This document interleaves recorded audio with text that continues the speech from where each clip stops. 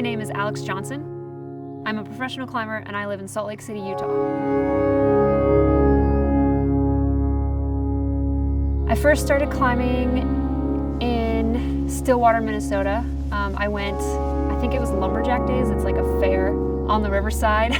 And I was 8. I went to try the climbing wall and they were trying to get people to buy memberships. And he hooked me into the auto belay and I went to the top like 7 times because no one was in line after me. So I was like, again.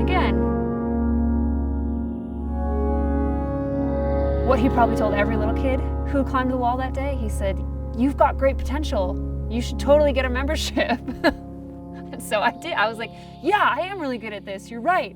Mom, we should get a membership. And so he sold 1 membership that day.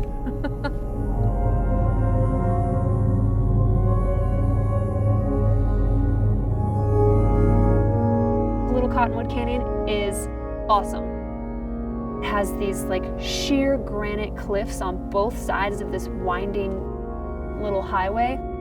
And then there's a river that cuts through on the side of it. And so along the river, there's these like big, beautiful granite boulders.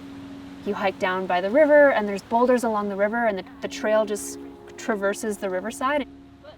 And it's kind of like this playground. Can you stand up of this to the jug? Yeah. It took me like several sessions. Thanks. Another day. Blue Steel is this iconic highball along the riverside that I've kind of had my eye on, but I've also definitely been intimidated by. I don't think any other girls have done it. You cruise up this really beautiful, like sharp cut arête with a couple bad crimps in the face, and then you make like a lerp to the arête. The last move is the hardest move. It's a precarious position.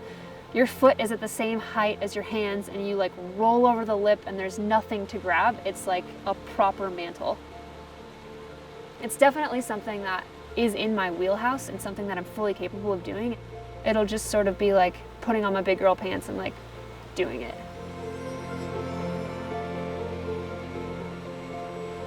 You're climbing hard at height, so you're at maximum effort, but also maximum height. And that does something in your brain that sort of turns something on that ignites this blackout focus. This primal mode turns on and then you just execute.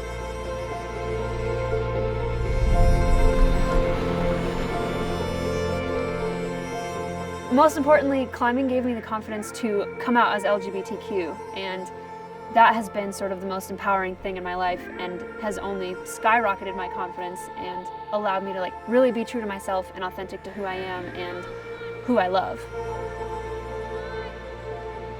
The coolest part of that for me was it was risky and it was scary, and I took that chance and it totally paid off.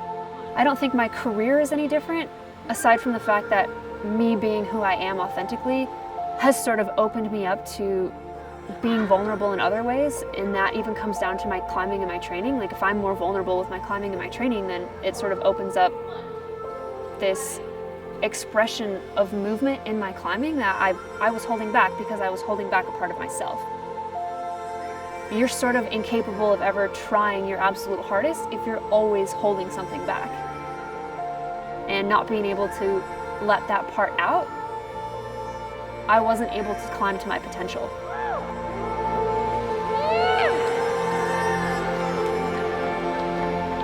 Living without compromise to me means always being true to myself. I'm Alex Johnson and I siege without compromise.